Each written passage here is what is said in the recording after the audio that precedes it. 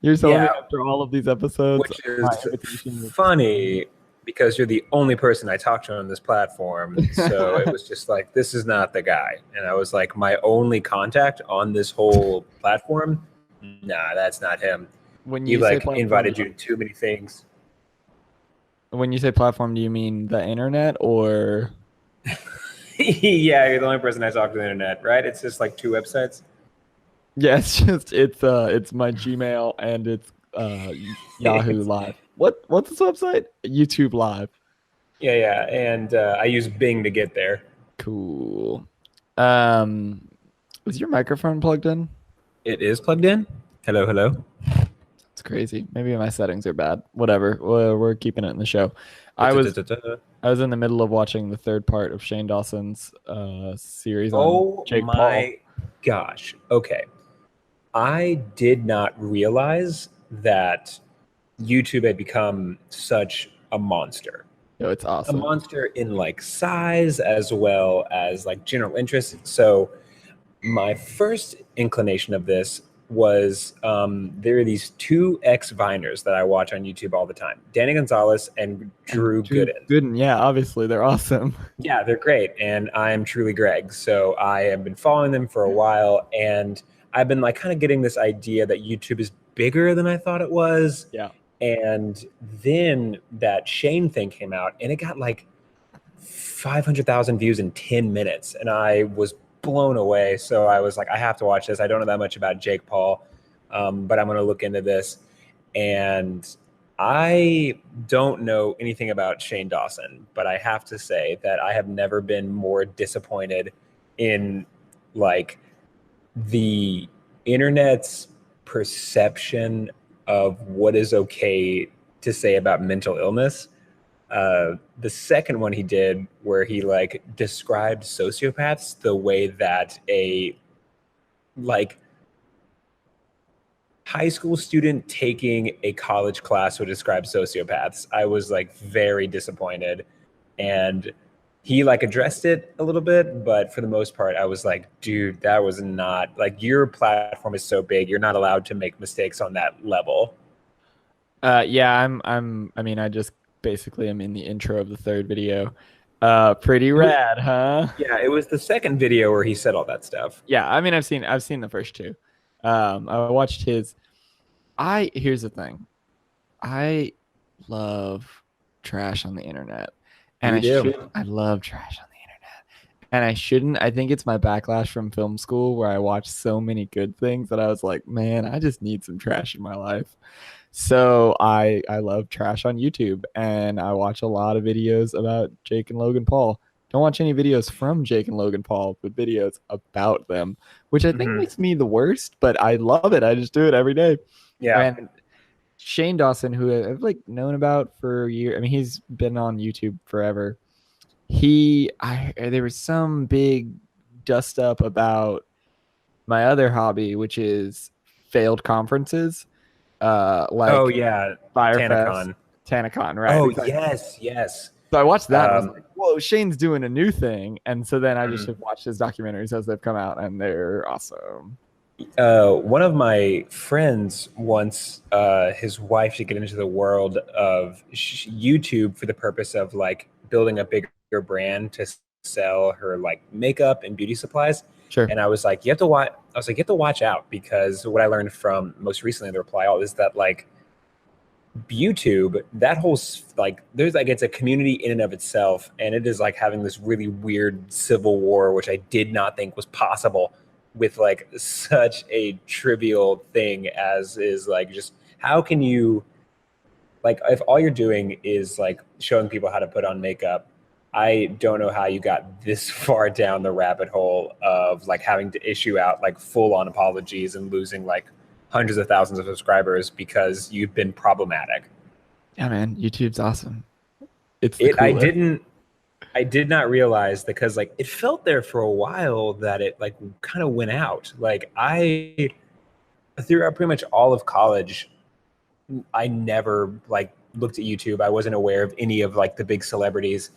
I was more aware of Vine at the time, but I like, is YouTube having a resurgence, or was it always like that? Or did I just like miss out on a giant section of like YouTube history because I just didn't watch it? And I've only been watching it like 2017 into 2018. So is YouTube having a resurgence? Okay, so do you know how people like talk about Twitter and they'll just refer to different Twitters like, oh, this is political Twitter, this is Black Twitter. You know how that, Mhm. that's how YouTube is. It's like I want to, if I gave you some kind of take of, oh, YouTube used to be like this, there'd be, 1,000 people who were like, no, that was not as big as you think it was. So for me, like that moment of like, oh, this is like a thing, was watching CGP Grey videos and then moving on to Crash Course and getting introduced to John Green and his whole Right. scene. And he's got a whole crowd Yeah. and like Tyler Oakley and Hannah Hart. And so for all through college, that was like the sphere of YouTube that I was very into. And then Mhm. for whatever reason, I don't know, John Green got more popular and I read Fault in Our Stars and I was like, I guess I'm done now. Like I just how you go with stuff where you're Yeah. just like, I'm finished with this. Yeah. So Did you? Oh, oops. Did you read? oh Did you read Turtles All the Way Down? no, I'm looking at a signed copy of it right now, but I have not read a page of it. Um, I like, yeah, like I totally missed out. Like I kind of like I fell off the John Green train as well. But what I think, what I'm asking is like, I feel like a good section of YouTube is not talking about their subject matters anymore. They're talking about the site itself and like so big celebrities on it, and how there's like smaller YouTubers that still have millions of subscribers, but are like warring against this upper class, this echelon that is like putting a bad face on the platform. And I didn't get that sense a while. Like I felt like it was like, this is what I'm into, this is my project, this is my video, and da da da da da. But now I feel like there is a whole community of people that are commenting on the community itself. And even if you're not doing that, like other people that didn't do that before, a la Shane Dawson, have moved into that sphere of commenting on the community itself. Like I didn't get the sense that there were celebrities on YouTube. Like I knew that there were people that got famous from YouTube, like John Green, and used that platform to get on bigger and better things. But some people are just famous for that, so that's you what I was know? gonna that yeah, no, I agree. That's what I was gonna say, and I was giving a preface to say like this might be completely wrong, but in my impression, it was a lot of like random viral videos, and then Yeah. it's like the Big Bang. So it starts as just as randomness, and then some planets start to coalesce, like educational YouTube, which is how I got into it. Was like, oh, there's this whole like ecosystem of educational YouTube, and then like writers and chefs and blah blah blah. But then those swirling plasma fields started to form galaxies. And I think a big leap forward in my impression of YouTube was when this, oh man, the plosives are going to be crazy. His name's PewDiePie. Yeah, yeah, yeah, yeah. That guy. Um, he got really famous, and I think and he was from, and I think like gaming YouTube Yeah, but really started taking off. And he like go ahead. is, I think he is like from this like ancient YouTube. Oh, That's he's why he dead has and so gone, many dead and gone. subscribers. Cause Yeah, like yeah. I mean, like let's see, he has like it is like an ungodly amount. It's like I'm not gonna guess. It is, yeah, he has 66 million subscribers. Right. So there was a time What? when he was the biggest ever, and then this guy Casey Neistat came in, and he was a lot more like artistic in what he was doing, and again, this is all over like 3 years. Like this isn't very much time, but this stuff cycles really quickly. Well, and then Vine went away, and now it's a new game. Like the Pauls Yeah, I came get from that. Vine, and both Danny and And Drew Lele Pons came from Pine, Vine, from Pine. from Pine. Anyway, Yeah. so like that is where we are now, is like this ex Vine star class of people are now who YouTube is. All that to say, it may have always been this way. I mean, John Green was a huge deal for a little while. And like CGP Grey is like the grandfather of YouTube. Like there are like people who have always been there. Shane Dawson used to be a much bigger deal. Like Tyler Oakley was a big deal. Like there were people who, and it just kind of these classes. But I agree, there has never been so much of YouTube, like commentary YouTube, where it's just like and that's also the whole job. Like I never thought of YouTube career as a status symbol, and these like there is like almost in the same way that there are like A-list movie stars, there are A-list YouTubers, and like you know them because they're famous. You don't watch their stuff. Like I've never seen a Rice Gum video, but I know who he is because he is like this famous and very polarizing character who has made just a stupid amount of money from this YouTube career.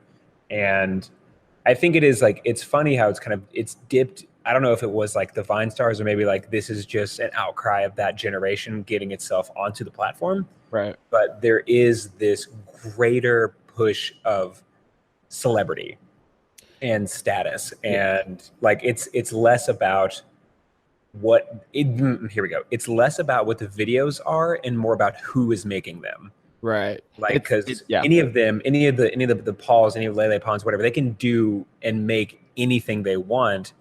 And they can follow trends, but at the end of the day, it doesn't matter what trend they're following. It matters that they are following the trend, that they become the subject matter of the video itself rather than them, like, because they could do anything. And like you've seen that where some of them will dip into this sphere of like paranormal vlogs or like music videos or anything like that. And it doesn't matter how terrible they are because it's them making them. And like they have entered into this different sphere of just celebrity, and it feels like it's not going away, that they're just going to be able to ride that because they have a cult of personality now rather than actual quality in video making. Right. And I think that that's just the way of platforms, right? Like that's how it goes, right? There will always be people who are making craft, but there will always be like, okay, so like for example, the other day there's this guy, whatever, anyone who hears this will either know exactly what I'm talking about or it won't be relevant anymore. But there's this guy, he's running for Congress. This other dude who's also running for Congress made an ad where 6 of his siblings were like, my brother sucks, don't vote for him, he's the worst. It was really funny. Do you remember this? I do not remember this. Oh, okay. Well, anyway, so Zach, my friend, I'm telling you a new thing. There was this guy and 6 of his siblings were like, don't vote for my brother, he sucks. It was great. It was wild. It was a wild thing. Anyway, I'd heard a bunch about it and I wanted to watch it. I was like, I want to see this video. Like, I want to see this video of this funny thing of these people being like, no, my brother sucks, don't vote for him, he's terrible. And I Googled it, and I Googled, again, I don't remember the guy's name. I Googled the guy's name and then like family ad. And I was like, this will show me what I need. This will show me exactly what I need. It'll show me the video. This is what the internet was made for. It's here. There were 50 videos. Oh my gosh. Of people breaking the news to me that a guy had made an attack ad with his opponent's family. No one showed me the video. It was just people talking about the fact that the video existed. And I was like, yeah, the internet was a mistake. We totally goofed it. We totally yeah, cool guys. Let's close up shop, net neutrality. Let's go ahead and get rid of that. Let's start fresh. What was wild was like, okay, so the normals, I was like, CBS, ABC, Fox, cool. That's what I expect from the top of those. I mean, what I expected was the video I'm looking for, but you know, whatever. Okay. And then you keep scrolling and you keep scrolling and you see, and it's kind of what you're describing about like, oh, how big is YouTube? Name after name after like Patriot blowhorn and like the new left microphone. And it's like, what are all of these YouTube? And like Chad Benson. And it's like, who are these people that have and it's all like breaking news, whatever. And it's all the same headline. It's like, so wait, does Chad Benson, is he just like a dude who reports the news? Like, who does that? Like, is that what he does? Is that his job? Does he do that all day? Like, that must take time. Does he watch the news and then make YouTube videos about it? Is that a career? what's going on? Like, Yeah. it's so crazy to me that, and also, if Chad Benson is a real person, I made that up. I Yeah. might, Yeah. of course, I'm gonna like turn on the radio and be like, new hit from Chad Benson. I was like, dang it, Yeah. that's where I heard that Yeah. name from. I think I do see that in like there's Yeah, that one guy Philip DeFranco who does yeah, that. That's like his whole shtick is he this like, but like that. It's but he's wild that famous. he's like he's famous, but he's like he's and also Keemstar, that other douche. I don't know that guy. He's this. They are two people that have two wildly different styles, but they're both reporting on YouTube happenings, and they Huh. get millions of views a day, and all they're talking about is YouTube happenings.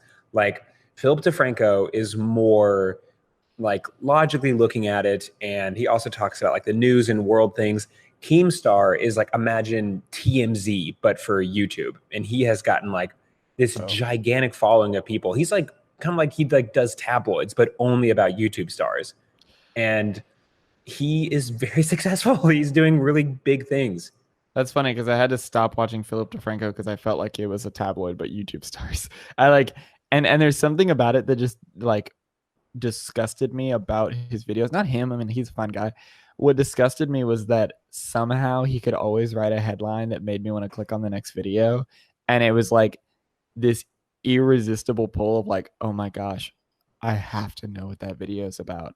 But I knew it was clickbait, and it would just made me so like mad at myself that I was like, no, I like had to use the algorithm against it where I like would never pick on a Philip Franco video and just click any other video possible so that it would never recommend them. And it took like Yeah, months yeah. for them to stop recommending Philip DeFranco to me. I was like, no, there's something about this that feels bad that I'm like so much want to click on these videos, and so I had to purge them from my recommendations. But I've seen him, and it's weird that there are so many people. I mean, that's like it's not just commentary. I mean, like Drew Gooden's funny. Like I think he is a funny Yeah, guy. yeah, yeah. Like he does like I like him when But Danny Gonzalez feels mean sometimes, where he's just like this guy's dumb because his plot doesn't make sense, and it's like yeah, Danny, I guess. But Drew, I think, is very, very funny.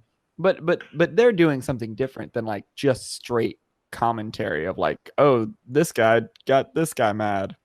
I think that's weird that that's like a whole yeah, scene. but like I think that's the thing that separates me like them from the rest is they're not doing sketches, like they're not doing long form vines, you know. Right. They are doing commentary on Instagram videos or on YouTube videos or on YouTube stars, and it feels like, let's say for example, let's say you know who H3H3 is, Ethan and Hila. Of course.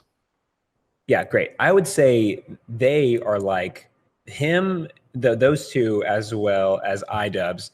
They are like the Kanye West, like the grandfather of this new movement in YouTube, which is commentating on things that are happening and like kind of watching like cringy videos. And I'm putting that in quotation marks because that's all they say about them. Right. It's And the Drew Goodens and the Cody Ko's and the Danny Gonzalez's, they're like this new class. Like they're like the Chance the Rappers, the offspring of this mentality. And they're kind of following in the footsteps of that. And that's all they're doing. They're not much like but Ethan and Hila, they made like right.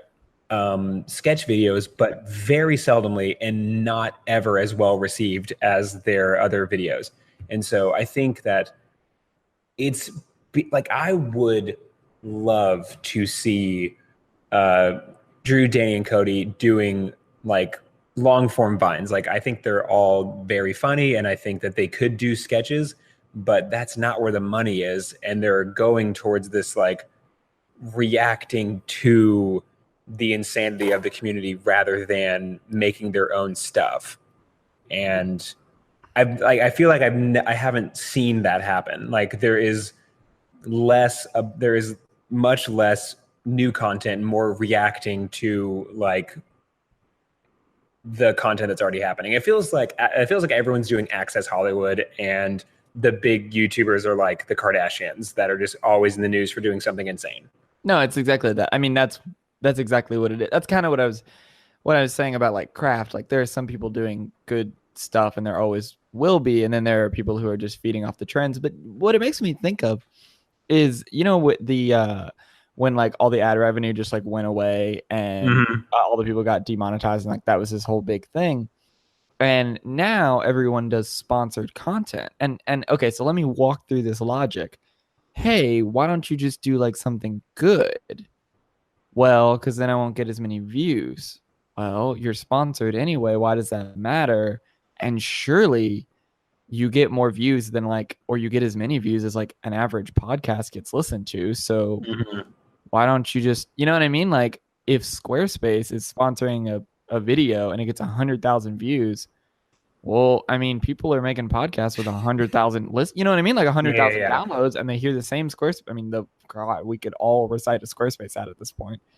I mean, they're great if they ever want to sponsor. Like, I'm not gonna say no, but you know, yeah, yeah. but you know what I mean? Like, well, wait a minute. Yeah. I mean, I feel like the adpocalypse thing, everyone's like, oh no, it's the end of YouTube. And it's like, no, couldn't this be like the good part now? Because no one ever has to worry about like views again because views make no Mhm. money. Like, you know what I mean? Like, if you don't have to worry about views, like, if you can get 25,000 views and get sponsored the way that you can get 25,000 downloads and get sponsored on a podcast, like, why don't you just make good stuff then? Why do you like a Yeah. million views is tight, but like, why does it matter? I don't know. Maybe it's like a maybe you get paid per view from the sponsor. I have no idea. I don't Yeah. have any idea how that works. Yeah, But and I think it is a shame because like there are like I think one that I usually point to when I'm like making the point of YouTubers kind of falling away from original content and like you're rewarded for going towards like sensationalism rather than creativity. And the YouTuber I usually point to is, you know who Captain Disillusion is? no way. Captain Disillusion is this guy that makes videos and he does like special effects as well as like he breaks down internet myths by explaining video trickery that's happening in the video itself, and he shows you how to do it if you want to do it yourself. It's right up your alley. Yeah, that sounds Um, cool. and he is like, I mean, I don't know a lot about visual effects in YouTube videos or in anything, but from what I see, his videos are unparalleled. Like they are absolutely phenomenal, and it clearly takes like hours and hours and hours to put through. And he is this like, I think you should just like after this like just watch just one of his videos, and it's like it is just like it blows me away every time because of how talented he is. And he has like far less than 1 million subscribers, and he makes a video every month, and they're like very clearly put together and very talented and like all this stuff. And he is just like completely like unknown. And I found out about him basically because he has like been like deemed the YouTuber's YouTuber, where he is oftentimes noted as like the most underrated like talent out there. And like he just works another job and makes these videos on the side because he can't like do it full time, which I think in like if you watch like a side by side of his videos alongside like one of Cody Co where he's just reacting to something, and like the gap of how much views they both have is just like insane to me. But Yeah, and I mean it's probably I mean that's I'll definitely want to check that out. But I wonder if it's also a demographic thing. Like yeah. sometimes I forget because I'm a narcissist. I Mhm. forget that like oh yeah, like YouTube might not be like for me or like stuff, just like stuff's Yeah. just not for me. And I honestly don't know. I mean, well, because you look at like the Shane Dawson video about Jake Paul, or I think it was actually a different video I saw about Jake Paul, but they were talking about how like yeah, all of his content is aimed towards kids who are between or yeah, between like 6 and Mhm. 16, and I was like, what? Like what? I mean, I don't watch his videos, but I just kind of assumed they were aimed at people his own age. And they're like, no, dude, he's got like a whole like he's got a cartoon character that is like part of his branding, and he like makes animated videos with this cartoon character, and like he has like a whole kids brand. I was like, oh. And so part of it might be like, well, maybe that guy doesn't maybe the people watching all these react videos are not people my age or your age or Danny Gonzalez's age. Like it might be just like kids who Yeah. aren't as interested. You know, not that like kids are dumb, but like if I was if I was 12, Given the choice, you're not gonna yeah, go yeah, towards some very meaty, very like hard to digest video of how to do graphic effects. right, because you just don't have the muscles. Like what I was saying earlier about like that feeling of disgust when I'm like clicking on a video that I know is clickbait. Like now as an adult, I'm like, oh yeah, that's like a really bad impulse that I'm practicing and like isn't good for me. And like, yeah, I really shouldn't do that. If I was 12, well, I haven't learned that lesson yet because I haven't spent however many years like giving into that impulse and seeing why that's not a good impulse. So like, yeah, if you're like, oh, it's like a drama video, whatever, like you don't know, like, oh yeah, but that's gonna kind of rot your brain out. Like really. And now I'm the oldest man ever because I just said that video will rot your brain out. But you know what I Yeah. mean? Like you just don't know. And so you click on that stuff. So maybe that's part of it too, is we're trying to like figure out like why do these videos like, well, because we're not the demographic. Like maybe we are the demographic for this dude who does visual effects. I mean, I certainly am, but like, you know, I don't know. I Yeah. wonder if that's part of it. And I mean that's also true, but I think that like I notice this a lot when I'm watching. We've already said these guys' names 1,000 times, but Danny and Drew, is they're reacting like with a lot of like venom and like what's what I'm looking for? Venom and it's not bile. That's the word I'm looking for. I gave two words. It didn't make sense. Yeah. They're reacting with a lot of that to videos that are clearly aimed at kiddos. And Right.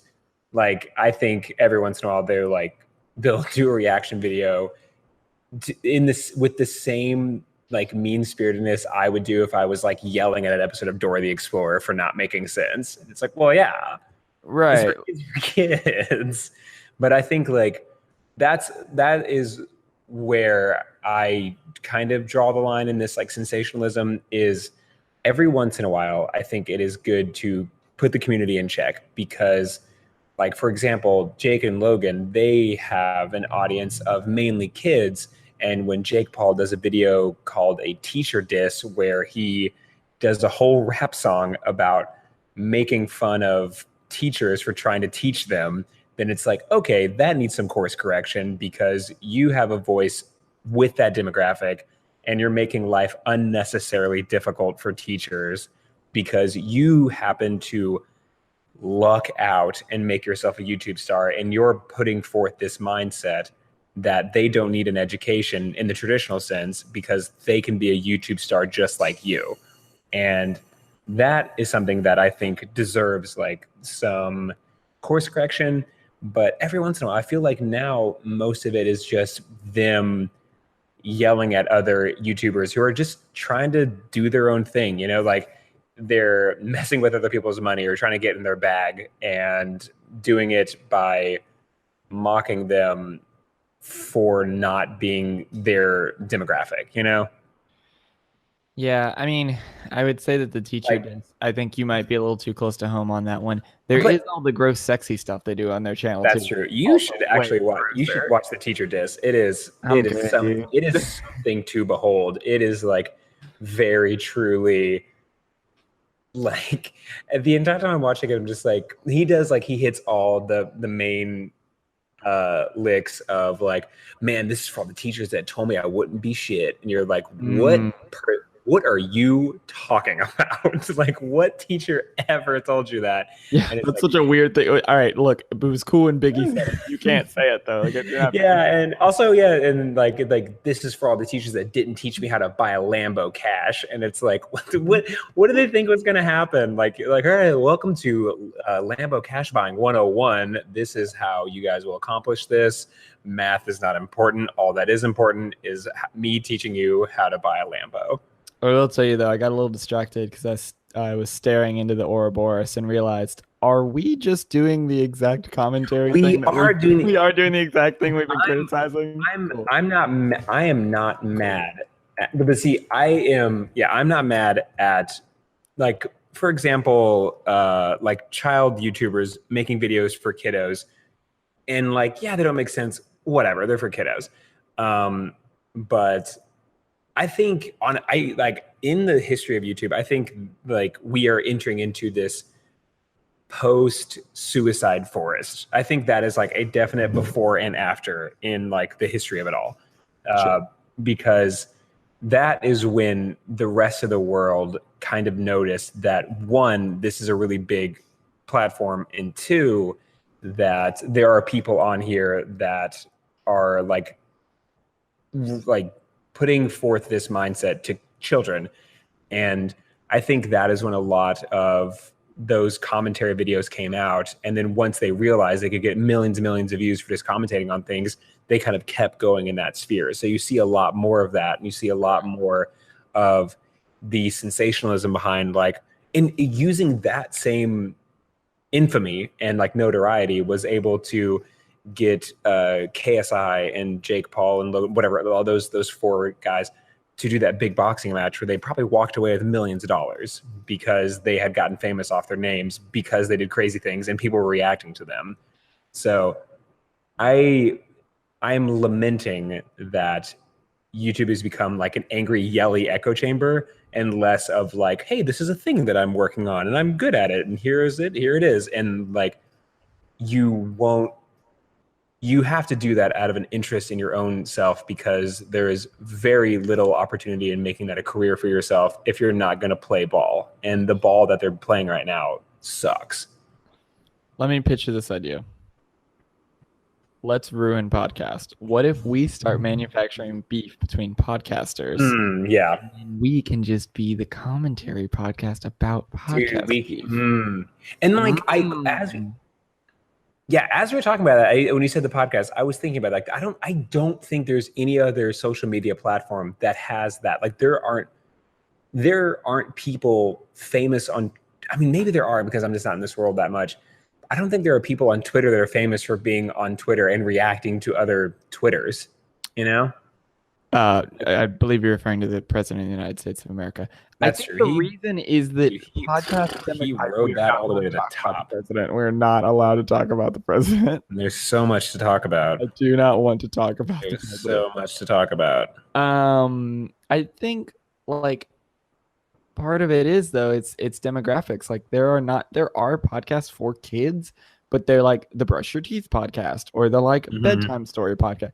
Like it's not the same consumable media. I mean, it's a slower, like what we are doing is what podcasts were made for.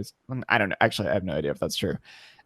What we are doing is what a lot of podcasts are good at, which is like, oh, it's just two people and they're talking and you are kind of listening as if you're a part of the conversation, but you don't say anything and blah, blah, blah. Like it's not a medium that is for rapid fire entertainment, although there are some really entertaining. I mean, don't hear me say that there aren't really entertaining podcasts. I'm not going to name a bunch of podcasts, but there are.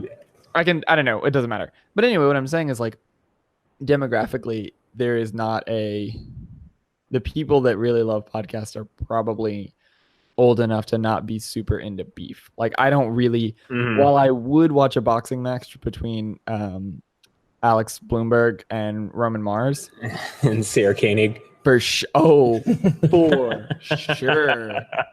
That's just not really like what I'm into, but like I would not want to hear them do like if Roman Mars is like, welcome to 99% Invisible. This week, Sarah Koenig sucks.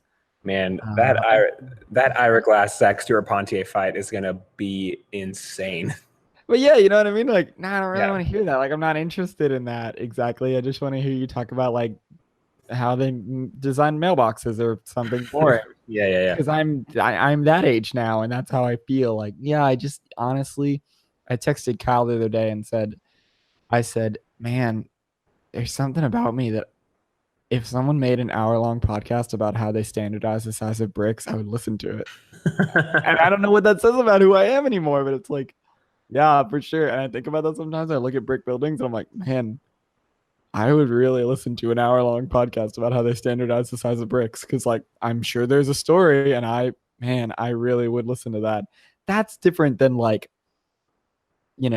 Rice Gum made a diss track for iDubbbz after his video about Jake Paul's butt. Like, Yeah. it's kind of this is like a different, like, I'm not really interested in that, but I do want to hear about bricks. And like, I listened to, again, like I said, I'm way into trash and like listen and watch endless videos about Jake Paul, but it's just not, I think it's never gonna get, it is a medium that is geared towards children and it's the easiest to consume, because Vine, it's like we don't have enough time to start a beef, right? Like, what are you gonna do in Mhm. 7 seconds to really start a beef? I mean, I'm sure people would have tried had it not gone away, but it's just like video, whatever. I don't need to explain Yeah, how YouTube works. If YouTube doesn't exist anymore, it's probably because of the apocalypse. So like you're not listening to this either.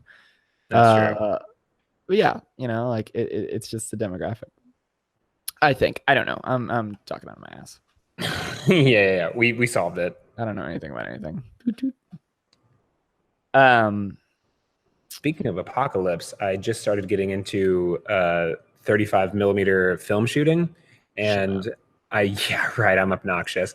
I bought this Nikon Micromat, and it is so heavy, and I feel like it was designed so that I can take pictures of the wastelands after it is all turned to dust. Like I'm like fully convinced myself I'm going to get really good at photography just so I can just be a wanderer in like the deserts that just takes pictures, just like this is for the future. This is so people know what it was like. so when you say film shooting, you don't mean moving pictures. You mean like photographs. Yeah, photographs. Yeah, Okay. Cool. That's cool. yeah. It's Uh, like a lot of people I know because I live in the place that I live. sure. A lot of people are really into like film, and I think I've always been a little interested in it. The problem is now I have to really dip and weave from people who are like, yeah, this is a hobby of mine, to people that this one guy, I was talking to him about how I'm shooting film, and he was like, yeah, it's like the light is your paint, and Goodbye. like the your canvas is the lens. And what you want to do is you want to like tell a story in an instant. And that's something that only photographers can do. And I was like, cool. Remind me to never ask your opinion about anything. Whoa. You're fun at party. I was like, yeah, dude. Anyway, I mean, that's and cool. Like, that's cool. I'm not gonna say it's not a cool thing to say, but like, gosh. Hey, so what yeah. do you think about your burrito? The tortilla. It's like the canvas and the pinto bean. And it's like, dude, I don't. Okay, never mind. I'm sorry. And I'm sorry that I asked and you. Nate behind the counter at Qdoba is the Jackson Pollock of Mm. making burritos. Uh, yeah, so that's just when the apocalypse does happen, it'll be fine. I will. Some future generations will see it because that camera can survive an earthquake. Did I ever tell you about the film camera that I got from my grandpa? Who No, did I ever show you this? no, you didn't. So it's a Nikon. I could not tell you what kind. But what is? Wait a minute. I might be getting mixed up. I have two different film cameras. One is from my grandpa. One is from somewhere. I actually don't know where I got it from. Probably a thrift store somewhere. Anyway, it's got etched on the back of it.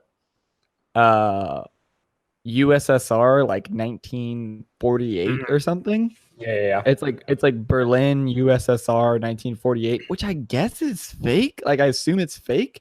But also I Mhm. looked up like the make and model of the camera and like it was this kind of camera was around in that time. But like no way, right? Like there's no Yeah. way I went to a thrift store. I was, you know what? It was that Goodwill across from the Zaxby's in Oh a town wow. that neither of us are. Yeah. Yeah, that one.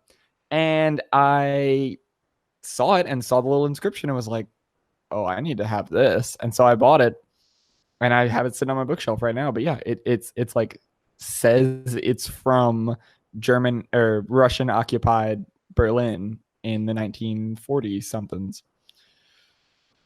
Man. I don't know if it works. That's the whole story. I have, and I wasn't going to reveal this because I think it's the more obnoxious of my two cameras. Cool. So I have a 35 millimeter camera, which makes sense because the film is still being produced and people know how they work. Sure. I have a second camera that I got a few months ago that I've only shot with a couple of times. It is a 1970 Polaroid, and it like you shoot it and you actually have to pull the Polaroid shot directly out of the camera itself. It doesn't come out and you have to pull it out. And so the film costs $45 for 10 shots, Oh my gosh. which is a little too expensive for my blood. But I've shot around with it a couple of times. And the thing about Polaroids is like, no matter what you do, if like you shoot the picture and it comes out like looking like trash, it's like, cool, well, that was a $4 shot. Have fun with that, man. But on top of the camera, it says made in West Germany, Weird. which I am like, that is probably the coolest part about that camera. Other than it's like, it's a cool camera, but the fact that it was made in a time when you had to say, you couldn't say it was made in Germany and it'd be made in West Germany. Right, yeah, and that's and the difference is yours is like printed on there with the machine, and mine is etched Yeah. by some art student at FAC in 2008. And it's just like, well, Yeah. okay. Did I ever tell you? So we were at the big tug of war, and Evan was pictures. He just like climbed into the big mud pit while they were doing the tug of war, and was taking pictures with his Polaroid camera. And I was standing on the side, and I understood what a Polaroid camera was. And I was standing next to these girls who were the worst. I mean, they were the worst.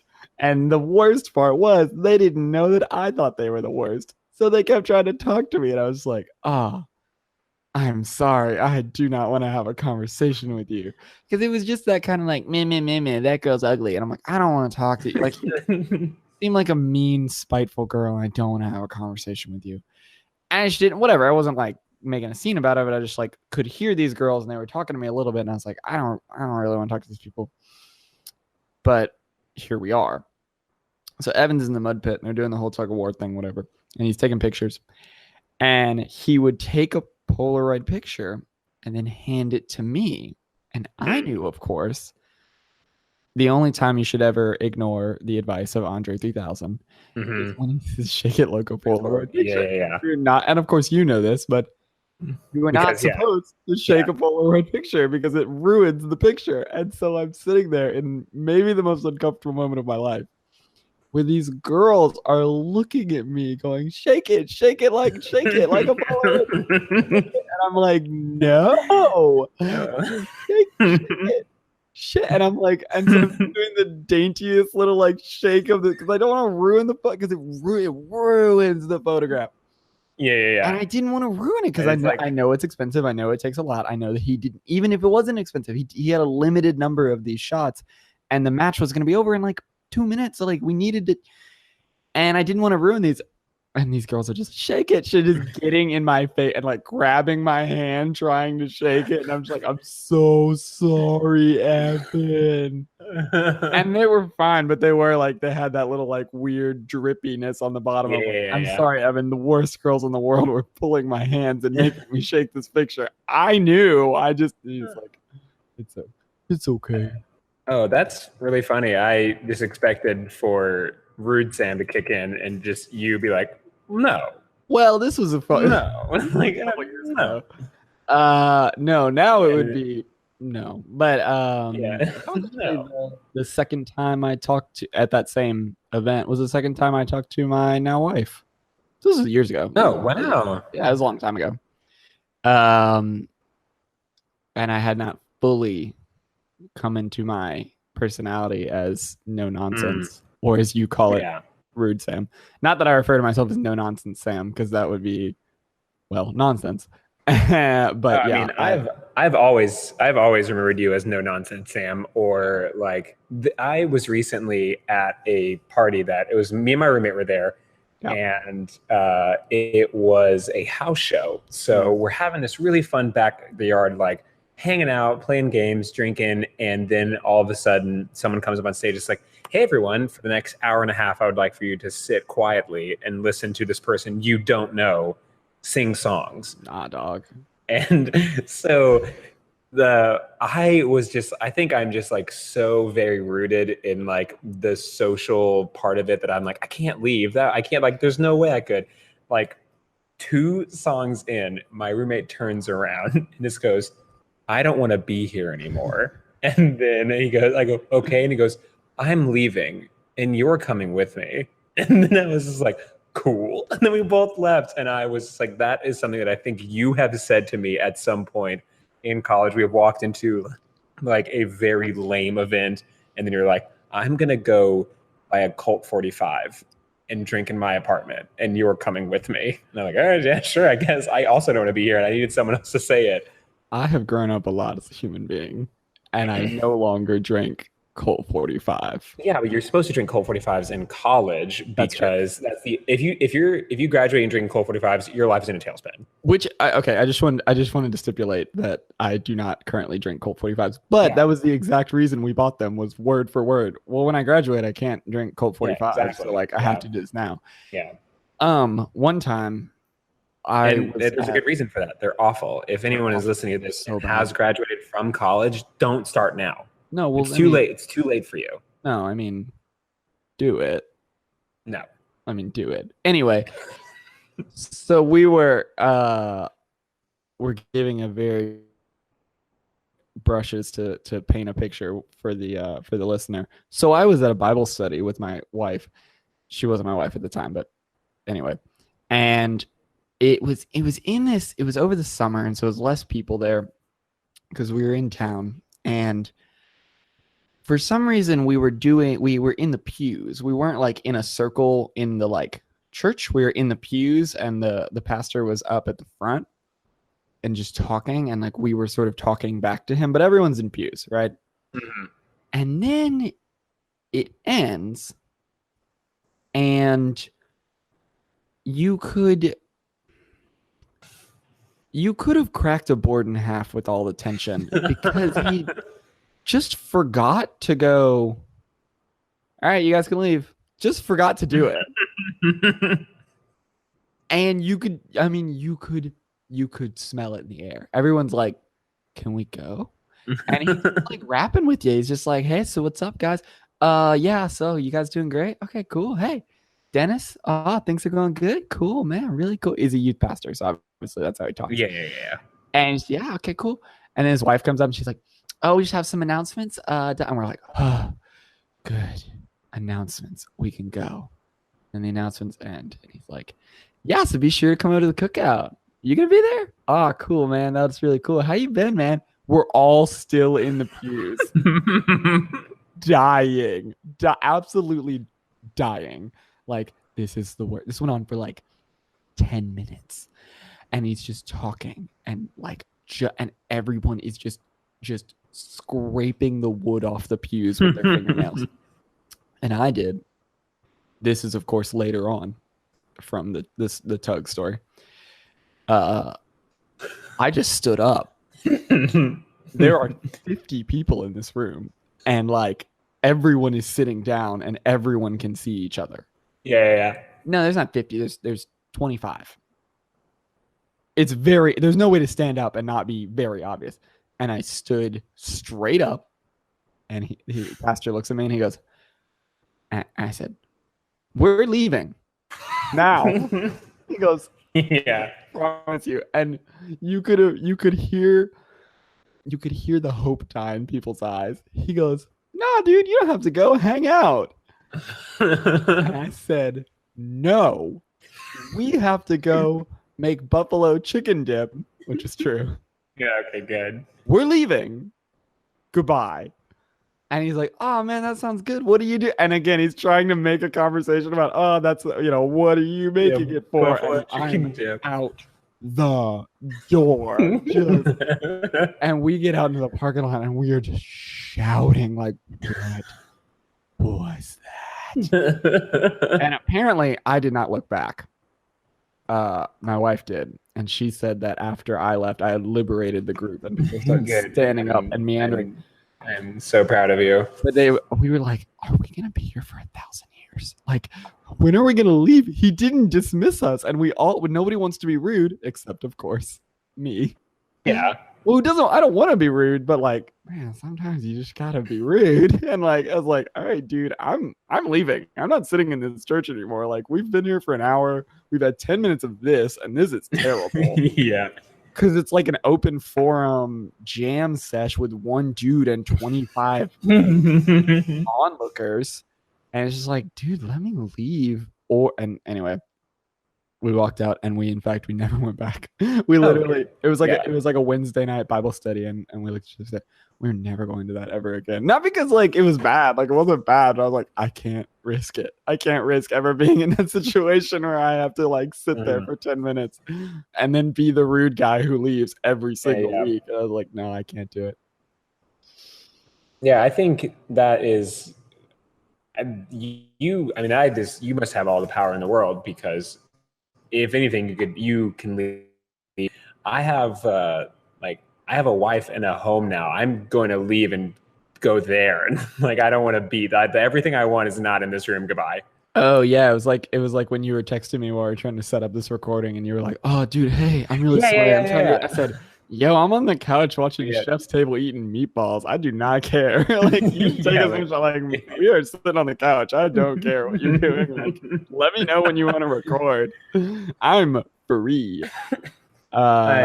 I'm so glad that if I had a picture of your marriage, and that's exactly what it is boom, Chef's Table at Rivendell. Like that, those are the two things. What's Rivendell? I don't know if you guys are still watching. You were talking about how your wife made you, or like, you know how I've seen this a lot, where couples will watch a show together, and it's clear that one of like the wife is the one that is like putting forth the mentality of like watching the show. Like, this is the show I want to watch. And then the man gets kind of Stockholm syndrome into it and is like, I love this show now. I know so many of my close friends that are just like, that start sentences with, you know, The Bachelor isn't that bad.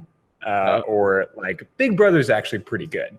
But you were telling me like months ago that you used to watch Rivendell. It's the show about like Archie Bunker. It's called Riverdale. That's why I didn't. That's why I didn't know. I was like, Rivendale. You like that is like Harry Potter. You couldn't even. You couldn't even read through my error. You were like, because I'm such a fan.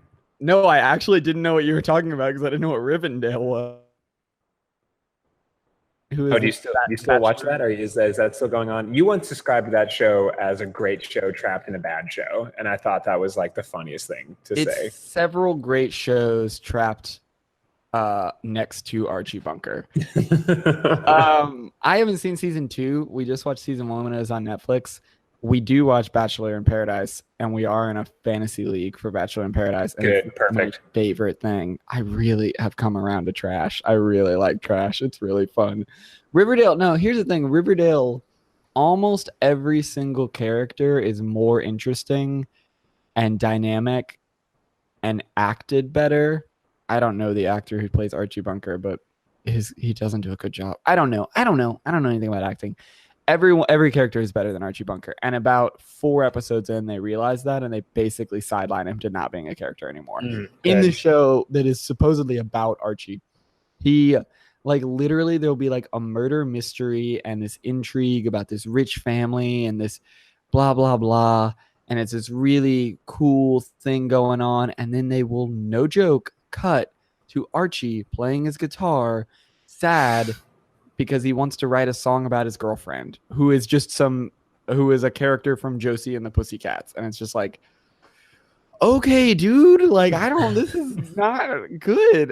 And literally at one point his girlfriend goes, nah, you're boring, and like leaves, and she breaks up with him to go have her own other fun storyline. And her own other better show. Everyone in the show, like in the original comics, like Betty and Veronica are like, oh, goo goo gaga, I love Archie. And like episode 2, they're like, nah, this dude sucks wind. I don't want to hang out with him. Goodbye. And they just don't. And they're like, good. They're like done. And so it's a tight show with like a crappy show.